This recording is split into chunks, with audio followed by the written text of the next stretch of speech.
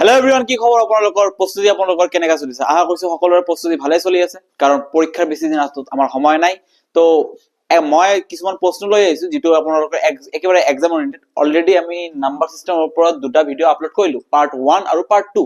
আজি পাৰ্ট 3 আছে। কিছুমান প্ৰশ্ন মই চাগে এৰি গৈছিলো, মোৰ এনেকা ফিল হৈছে, মানে মোৰ চাই এনেকা লাগিছে যে এনেকা ধৰণৰ প্ৰশ্ন, কাৰণ মই অলৰেডি প্ৰিভিয়াছ প্ৰশ্ন চাইহে আপোনালোকৰ কাৰণে প্ৰশ্ন লৈ আহিছো। তো সাজু থাকিব, কেনেকে সমাধান কৰিব লাগে আপোনালোকে চাব। আৰু আজি মই কনচেপ্ট নিদিওঁ, আজি মই ডাইৰেক্ট প্ৰশ্নখিনি সমাধান কৰিম।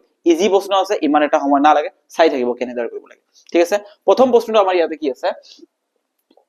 ঠিক আছে, ইয়াতে কি আছে? the least number, least মানে আটাইতকৈ সৰু, which must be added to 6709 6709। ঠিক আছে, to make it exactly divisible by 9। এইটো সংখ্যাৰ লগত কি এনেকে এটা সংখ্যা যোগ কৰিলে এইটো একেবাৰে 9 ৰে হৰণ যাব। ঠিক আছে, এতিয়া কথাটো হল 9 ৰে হৰণ যাবলৈ হলে আমাৰ কি হ'ব লাগে? অংক কেইটাৰ যোগফল 9 ৰ গুণিতক হ'ব লাগে। তে ইয়াতে 6 আৰু 7 প্লাস কৰিলে কিমান হ'ব? 13। 13 ৰ লগত 0 প্লাস কৰা নকৰা একেই কথা। 13 ৰ লগত 9 প্লাস কৰিলে কিমান হ'ব? 22। আৰু 22 ক আমি 9 ৰে হৰণ কৰিব পাৰো? নিশ্চয় নোৱাৰো। এতিয়া ইয়াৰ লগত মই কি এনেকে সংখ্যা যোগ কৰিব লাগিব? এইটো তেনেকা ধৰণৰ প্ৰশ্ন নহয় যে 6 7 ইয়াতে x আৰু 9 দিয়া থাকিব, x ৰ কি এনেকা মান হ'ব লাগিব যাতে সংখ্যাটো আমাৰ 9 ৰে হৰণ যায়। এনেকা ধৰণৰ প্ৰশ্ন থাকে। এনেকা ধৰণৰ প্ৰশ্ন একেবাৰে নহয় এইটো। ইয়াতে আপোনালোকৰ এতিয়া কি কৰিব লাগিব? অপচন চেক কৰিব লাগিব। অপচন কে চেক কৰিব লাগিব। আপুনি প্ৰথম অপচনটো এটা চেক কৰক, কি আছে? 5 আছে। ইয়াৰ লগত যেতিয়া মই 5 প্লাস কৰিম কিমান হৈ যাব? 6714 14 হৈ যাব। আৰু এই অংককেইটাৰ যোগফলটো এতিয়া চাব লাগিব। যদি এই অংককেইটাৰ যোগফল 9 ৰ গুণিতক হয়, ডাইৰেক্ট কথা 9 ৰে হৰণ যাব। আৰু যদি নহয় তেতিয়া আমি 4 চেক কৰিব লাগিব, যদি নহয় 7 চেক কৰিব লাগিব, যদি নহয় 2 চেক কৰিব লাগিব। এটা এটাকে চেক কৰিম, যিটো লগত মিলি যাব তাতে আমি ষ্টপ হৈ যাম। যদি আমাৰ লাক ভাল থাকে তেনেহলে আমাৰ প্ৰথমটোতে মিলি যাব। চাও আমাৰ কি হৈছে। 6 আৰু 7 প্লাস কৰিলে কিমান? 13। 13 প্লাস 1 14, 14 প্লাস 4 কিমান হ'ব? 18। ইয়েস, আৰু 18 এটা 9 ৰ গুণিতক। যেতিয়া 9 ৰ গুণিতক আহিছে অংককেইটাৰ যোগফল, তেনেহলে ইয়াতে ডাইৰেক্ট আপোনালোকে ক'ব পাৰে যে ইয়েস, আমি ইয়াৰ লগত অনলি +5 কৰিলেহে আমি উত্তৰটো পাই যাম। বাকি এটা চেক কৰিব একো দৰকাৰ নাই, উত্তৰটো এটাই হ'ব চাৰিটাৰ ভিতৰত, সিধা কথা। নেক্সট প্ৰশ্নলৈ আমি আগুৱাই যাওঁ। আমাৰ নেক্সট প্ৰশ্নটো কি আছে ইয়াতে? এক নম্বৰটো কি দিছে ইয়াতে? Which of the following statement is are true, কোনটো ট্ৰু হয়? ঠিক আছে, এক নম্বৰ স্টেটমেন্ট আমাক কি দিছে ইয়াতে? 3/71, তাৰ পিছত দিছে 3/91, তাৰ পিছত দিছে 3/99। এটা কথা সদায় মনত ৰাখিব, যদি লব সেম থাকে আৰু হৰখিনি ডিফাৰেন্ট হয়, ঠিক আছে, তেনেহলে যিটো লব সেম থাকে কিন্তু হৰখিনি, যিটো হৰ আটাইতকৈ ডাঙৰ হ'ব ই আটাইতকৈ সৰু হ'ব। তাৰ মানে ইয়াতে আটাইতকৈ ডাঙৰ হৰ কোন আছে? 99। তাৰ মানে ই আটাইতকৈ সৰু, আৰু যিটো হৰ আটাইতকৈ ডাঙৰ সৰু থাকিব এইটো ভ্যালু আটাইতকৈ ডাঙৰ হ'ব। কোন ডাঙৰ আছে? 71। তাৰ মানে আটাইতকৈ ই ডাঙৰ হয়, তাৰ পিছত ই ডাঙৰ হয়। ঠিক আছে, 99 টো আটাইতকৈ সৰু হয়। কিন্তু প্ৰশ্নত আমাক কি কৈছে? স্টেটমেন্টত কৈছে নহয়, এনেকা দিছে। তে এনেকা দিলে তো এইটো ভুল বুলি কৈছে, তেনেহলে স্টেটমেন্ট 1 টো আমি ভুল বুলি ধৰি ল'ব। দুই নম্বৰ স্টেটমেন্ট আমাক কি কৈছে ইয়াতে? দুই নম্বৰ স্টেটমেন্টটো চাব, 13/135। তাৰ পিছত কিমান দিছে? 12/135। আৰু কিমান আছে? 11/135। এটা আগৰটোত আছিলে লব কেইটা সেম, এতিয়া হৰ কেইটা সেম। ডাইৰেক্ট এটা কথা মনত ৰাখিব, যেতিয়া হৰ সেম থাকিব তেতিয়া যিটো লব ডাঙৰ হ'ব এইটো আটাইতকৈ ডাঙৰ ভ্যালু, আৰু যিটো লব আটাইতকৈ সৰু হ'ব এইটো আটাইতকৈ সৰু। ইয়াতে আটাইতকৈ লব ডাঙৰ কোন আছে? 13, তেনেহলে ই আটাইতকৈ ডাঙৰ, আটাইতকৈ সৰু ই, এইটো হ'ব। আৰু প্ৰশ্নত ঠিকে কৈছে, এনেকাই চিন দিছে, প্ৰশ্নটো আমাক এনেকাই কৈছে। তাৰ মানে statement 2 to right হয়, তেনেহলে only 1 2 তো ভুল হলে only 2 is the right answer, both not নহব। দুই নম্বৰটো only দুই নম্বৰটো right। নেক্সট প্ৰশ্নলৈ আমি আগুৱাই যাওঁ। আমাৰ নেক্সট প্ৰশ্নটো ইয়াতে কি আছে? দিয়া আছে 16/13, তাৰ পিছত কিমান দিয়া আছে? 21/17, 19/15 আৰু 9/7। ইয়াতে কৈছে যে আটাইতকৈ সৰু ভগ্নাংশ কোনটো হয়? আপোনালোকে চাওকচোন, ইয়াতে গ্যাপ কেইটা সেম আছে নেকি? 13 আৰু 16 ৰ গ্যাপ কিমান? 3। গ্যাপ সেম নাই, ইয়াতো গ্যাপ সেম নাই, ইয়াতো গ্যাপ সেম নাই, ইয়াতো গ্যাপ সেম নাই, ডিফারেন্ট গ্যাপ আছে।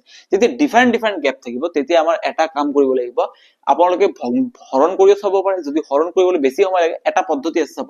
16 × 17 কিমান হৈ যাব? 16 × 17 আমাৰ হৈ যাব 272। আৰু 13 × 21 কিমান হৈ যাব? 273। তাৰ মানে এইটোৰ ভ্যালু 273, এইটোৰ ভ্যালু 272। সৰু ভ্যালু কোনটো দিছে? মোক এইটো দিছে, এইটো ডাঙৰ ভ্যালু দিছে। তাৰ মানে এইটো ডাইৰেক্ট ক্যান্সেল আউট। এতিয়া ইয়াৰ লগত মই বেলেগ এটা তুলনা কৰিম, ঠিক আছে? আমাক সৰুটো ওলাব কৈছে, যদি ডাঙৰটো ওলাব গলে আমি ডাঙৰটো ললো হয়। এতিয়া আমাক সৰুটো ওলাব কৈছে 16/13, এটা তো কাটি দিলো, এতিয়া থাকে কোন? 19/15। ইয়াতে এইটো 16 ৰ লগত 15 পূৰণ কৰিলে আমাৰ কিমান হ'ব? 16 ৰ লগত 15 পূৰণ কৰিলে আমাৰ কিমান হৈ যাব? 240। আৰু 13 × 19 কিমান হৈ যাব? 247।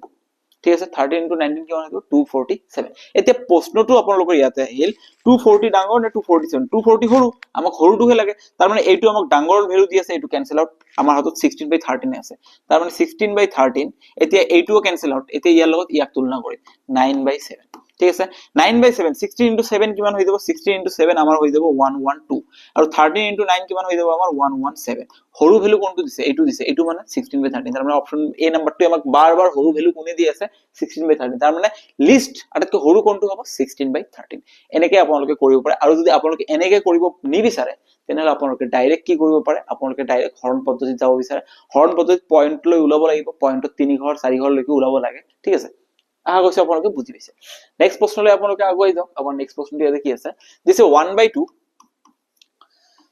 3/4 5/6 6/7 ইয়াতে এটা বস্তু লক্ষ্য কৰকচোন 1 আৰু 2 ৰ গ্যাপ কিমান 1 3 আৰু 4 ৰ গ্যাপ 1 5 আৰু 6 ৰ গ্যাপ 1 6 আৰু 7 ৰ গ্যাপ 1 গ্যাপ কেটা সেম আছে ন নিশ্চয় গ্যাপ কেটা সেম আছে ঠিক আছে যেতিয়া গ্যাপ কেটা সেম থাকিব তেতিয়া আপোনালোকৰ কাৰণে বহুত বেছি ইজি হৈ যায় এতিয়া যেনেকৈ যেতিয়া আপোনালোকে চাব যে গ্যাপ কেটা সেম আছে তেতিয়া ডাঙৰ ভ্যালু কোনটো হৈ যাব যেটো ডাঙৰ থাকিব 6/7 আৰু সৰু ভ্যালু কোনটো যেটো আটকে সৰু থাকিব 1/2 কৈছে এই দুটাৰ পাৰ্থক্যটো উলিয়াচোন পাৰ্থক্য উলিয়াবলৈ কি কৰিলো 7 আৰু 2 লসাগু কিমান এলসিএম কিমান 14 আমি 14 লিখিলো 7 দি 14 ৰ হৰণ কৰিলে কিমান থাকে 2 2 ৰ লগত 6 পূৰণ কৰিলে কিমান হ'ব 12 মাইনাস 2 এৰে 14 ৰ হৰণ কৰিলে কিমান হ'ব 7 7 into 1 7 12 minus 7 কিমান হ'ব 5 divided by 14 आंसर হ'ব 5 divided by 14 option number A is the correct answer বহুত বেছি ইজি হয় জাস্ট আপোনালোকৰ এটা বস্তু জানিব লাগিব গ্যাপ কেটা সেম থাকিলে কোনটো ডাঙৰ হয় কোনটো সৰু হয় বাকি ইজি বস্তু নেক্সট প্ৰশ্নলৈ আমি আগুৱাই যাওঁ আমাৰ নেক্সট প্ৰশ্নটো ইয়াতে কি আছে তো আপোনালোকে চাই থাকিব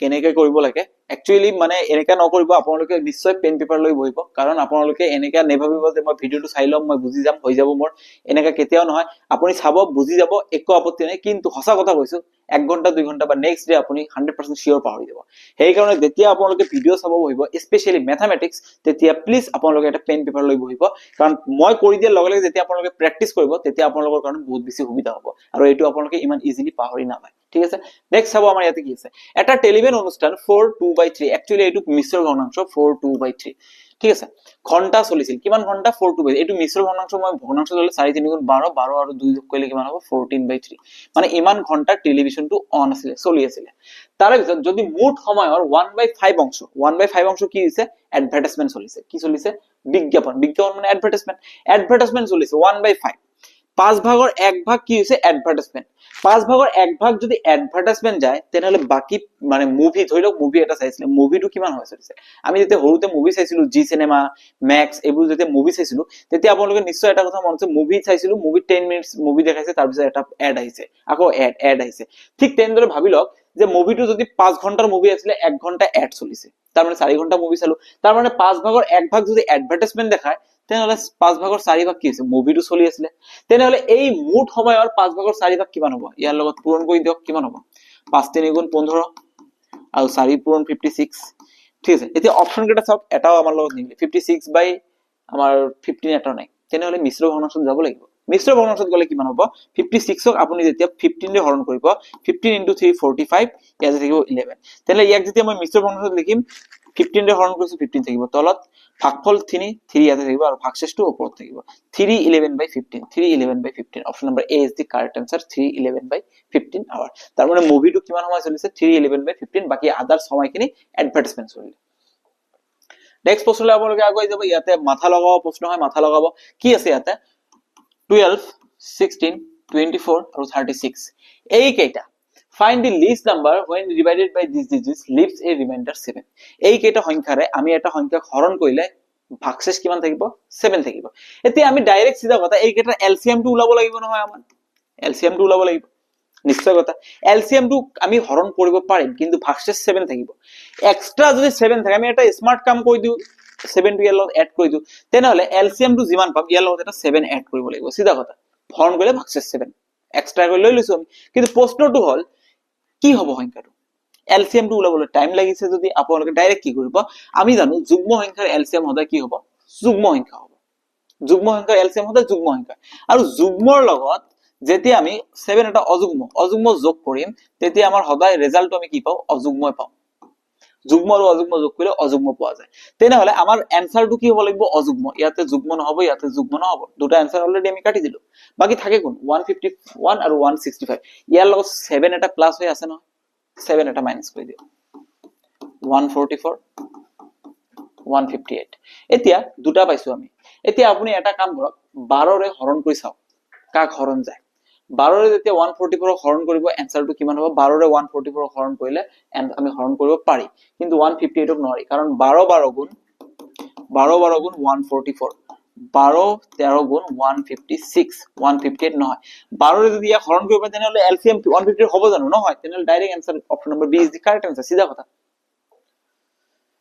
ঠিক আছে ইয়াতে চাব কি আছে এটা 25a7 ঠিক আছে যদি এটা চাৰি অংক সংখ্যা যি 9 ৰ দ্বাৰা বিভাজ্য তেন্তে a to the power a - 1 ক দিয়ে ভাগ কৰোতে a ৰ অবশিষ্ট কিমান হ'ব তাৰ মানে a to the power a - 1 ইয়াক যদি আমি a ৰে হৰণ কৰিম আমাৰ ভাগশেষটো ওলাব গৈছে ভাগশেষটো কিমান হ'ব সিধা কথা এইটো যদি আমি 9 ৰে হৰণ কৰিম তাৰ মানে অংক কেইটাৰ যোগফল 9 ৰে 9 ৰ গুণিতক হ'ব লাগিব 2 + 5 7 7 + 7 কিমান হ'ব 14 14 + a 9 ৰ গুণিতক মানে কিমান 9 18 27 তাৰ মানে আমাৰ কিমান আহিব লাগিব 18 আহিব লাগিব 14 ৰ লগত 4 প্লাস কৰিলেহে 18 আহিব তাৰ মানে আমি ইয়াতে কি গম পালো a ৰ ভ্যালু কিমান 4 সিধা কথা a ৰ ভ্যালু কিমান 4 কাৰণ 14 ৰ লগত 4 এ প্লাস কৰিব লাগিব এতিয়া কথাটো হল a to the power a মানে 4 টু দি পাৱাৰ 4 - 1 ঠিক আছে ইয়াক আমি 4 ৰে হৰণ কৰিলে আমাৰ ভাগশেষ কিমান হ'ব এটা কথা মনত ৰাখিব 4 ৰ ওপৰত পাৱাৰ যিমানে নিদিয়ক কিয় 4 ৰে হৰণ কৰিব 4 ৰ ওপৰত পাৱাৰ মানে কি আলটিমেটলি 4 ৰ গুণিতক আৰু 4 ৰ গুণিতকক আমি তো সদায় 4 ৰে হৰণ কৰিব পাৰিমই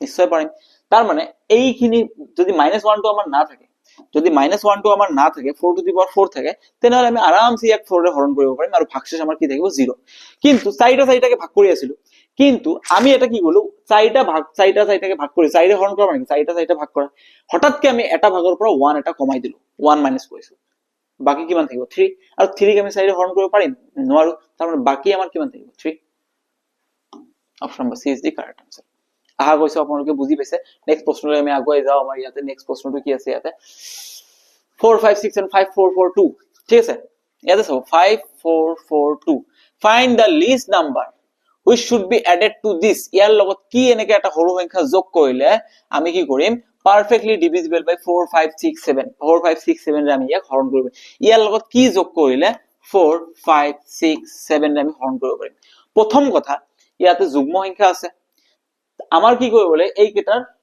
যদি হৰণ কৰিব তেনেহলে এই কেটাৰ কি ওলাব লাগিব এলসিএম টো ওলাব লাগিব এতিয়া কথাটো প্ৰশ্নটো ইয়াতে আহিল এলসিএম আমি নুলাও আমি এলসিএম নুলোৱাকে আমি উত্তৰ ওলাব চেষ্টা কৰিম কেনেকৈ কৰিম চাব ইয়াতে 4 আছে 6 আছে তাৰ মানে যুগ্ম সংখ্যা আছে এলসিএম টো কি আহিব লাগিব যুগ্ম আহিব লাগিব এলসিএম কি আহিব লাগিব যুগ্ম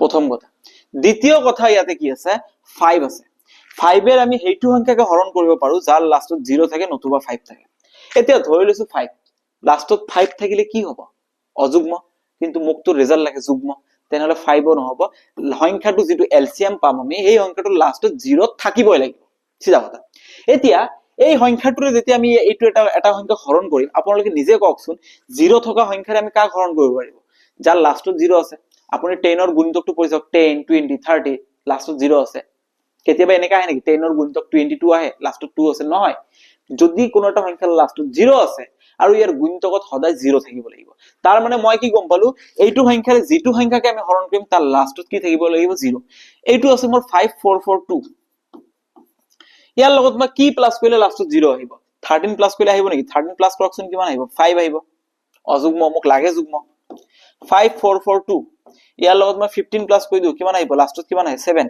7 অযুগ্ম মোক অযুগ্ম না লাগে মোক যুগ্ম লাগে কিন্তু লাষ্টত 0 লাগে তাৰ মানে মোৰ এইটো आंसर 5442 ইয়াৰ লগত 8 প্লাস কৰিলে কিমান হ'ব 5450 আৰু ইয়াৰ লগত 5442 ইয়াৰ লগত 18 প্লাস কৰিলে কিমান হ'ব 5460 এতিয়া প্ৰশ্নটো হল এইটো উত্তৰ হ'ব না এইটো উত্তৰ হ'ব আকৌ হৰণ কৰিব একো দৰকাৰ আছে নেকি সিধা কথা 4 আছে ইয়াতে 4 ৰ নিয়ম কি এটাটাকে নিয়ম জানিব লাগিব যদি আপোনালোকে কৰিব বিচাৰে আদাৰৱাইজ আপোনালোকে কৰিব নোৱাৰে নিয়মটো চাওক 4 ৰ নিয়ম কি আছিল লাষ্টত দুটা অংকক যদি হৰণ যায় তেনেহলে সংখ্যাটো হৰণ যাব আৰু লাষ্টত দুটা অংক যদি হৰণ না যায় তেনেহলে না যাব ইয়াৰ লাষ্টত দুটা কিমান আছে 50 50 4 ৰ হৰণ যায় এতিয়াও না যায় 4 12 গুণ 48 4 13 গুণ 52 50 হৰণ না যায় তাৰ মানে 4 ৰে যদি ইয়াক হৰণ কৰিব নোৱাৰি তেনেহলে এটোতে আলটিমেটলি কাটি গল লাষ্টত 60 আছে 4 ৰে হৰণ কৰিব পাৰি option number C is the correct answer 18 plus কৰিব লাগিব সিধা কথা ইমান ইজি বস্তু এটা যদি ইমান ইজি বস্তু আপোনালোকে পাৰা নাই তেনে কোশ্চেনটো আপোনালোকক এনেকৈ দিছে ইমান ইজি বনাই দিছে 4 5 আৰু 6 দেখাৰ লগে লগে আপোনালোকে গম পাব লাগিব লাষ্টত 0 থাকিব আৰু লাষ্টত 0 থাকিলে এইটো লাষ্টত 0 আহিব লাগিব এইটো লাষ্টত 0 আহিব লাগিলে কিমান প্লাস কৰিব লাগিব 8 নহলে 18